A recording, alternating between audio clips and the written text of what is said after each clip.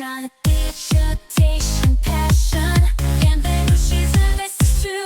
Lumière, passion, cotation. Chaque jour une nouvelle leçon. Rythme la bourse, battement d'action.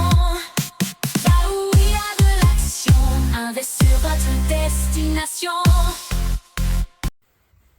Bonjour à tous, j'espère que vous allez bien.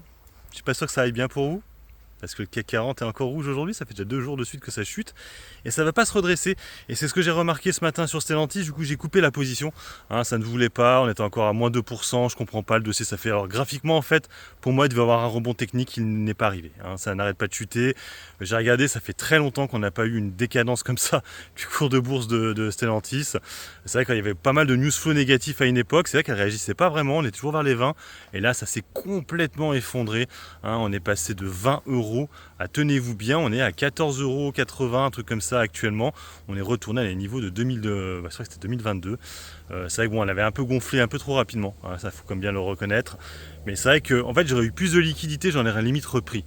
Mais j'avais plus d'argent en fait, le truc était là et je me suis dit je vais comme plutôt prendre mes ETF, j'ai déjà dit valider de prendre plutôt des valeurs étrangères, même si Stellantis il y a une partie étrangère mais il y a une grosse partie quand même qui est en France avec Peugeot.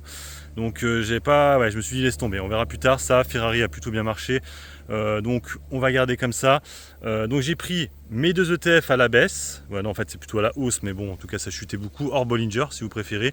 Donc le VERE j'en ai repris encore 5. Donc ça commence vraiment à prendre de l'ampleur sur mon portefeuille. Et puis mon ETF tech américain, alors ça c'est peut-être pas la meilleure chose que j'ai fait. On a vu qu'hier les tech américaines ont plongé, principalement les valeurs en rapport avec l'IA. Je crois que l'armement américain a fait un peu mis le haut là en disant utiliser l'IA tout le temps c'est pas si bon que ça, attention. Et du coup, on a eu toutes les valeurs IA qui se sont effondrées. Nvidia moins 7, ARM moins 15, Palantir, je ne sais plus combien, moins 5, moins 7 aussi. Du coup, on a eu aussi Apple. Bon, là, ça n'a pas grand chose à voir avec l'IA, c'est plus par rapport aux ventes en Chine. Ça déçoit à chaque fois. Et on a eu les chiffres du coup d'Apple. Et là, pour le coup, en fait, quand je dis ça déçoit, c'est sur le trimestre actuel. Donc, le trimestre d'avant, là. Pardon, sur le mois actuel, le mois dernier plutôt. Et en fait, par rapport à Apple, les résultats n'étaient pas mauvais. Franchement, pas mauvais du tout. Compte de. En fait, les ventes ont un petit peu baissé, mais pas tant que ça. Beaucoup moins qu'attendu. Les bénéfices par action est mieux, fait mieux que le consensus. On est un peu mieux partout. Et assez bizarrement, ça ne fait rien. Alors, on était un peu haut, mais on est plutôt pas mal encore sur Apple. Franchement, ça a plutôt satisfait le marché. On ne sait pas en fait. C'était rouge, vert. C'était à l'équilibre, on va dire. Je vous mets la capture d'écran actuellement, on en est. Ça fait pas grand chose. Tesla aussi a beaucoup chuté hier. C'est un peu compliqué actuellement les US, parce qu'on est un peu haut et on ne sait pas où est-ce qu'on va aller. Moi pour ma part pour l'instant là je vais arrêter les achats, on va laisser comme ça. J'hésite maintenant à pouvoir vendre des dossiers.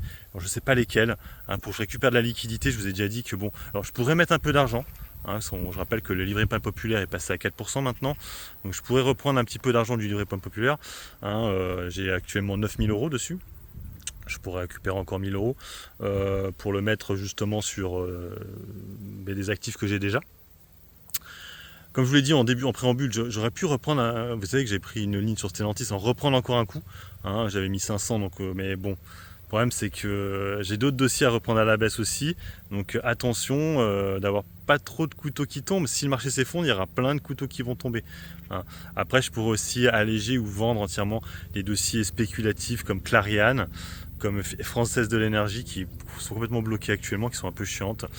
Bref, marché un peu compliqué, je suis repassé en dessous des 20K de nouveau. Donc est-ce que ça fera comme le mois d'octobre en 2023, qu'on va atteindre un point bas et ça va remonter violemment, ou est-ce que là ce coup-ci on va vraiment abdiquer, on va vraiment avoir un CAC 40 qui va chuter pour peut-être aller chercher les 5000 points en 2025. Moi j'aimerais bien, pour l'instant je garde mon BX4, et c'est vrai que aussi le manque de liquidité c'est le BX4 aussi, il faut quand même pas l'oublier, j'ai 1500 € dessus, je pourrais mettre dessus mais je pense que la baisse va continuer encore pendant pas mal de temps. Allez sur ce je vous laisse, bon investissement, bon trade, ciao ciao. Abonne-toi, partage la plus-value autour de toi.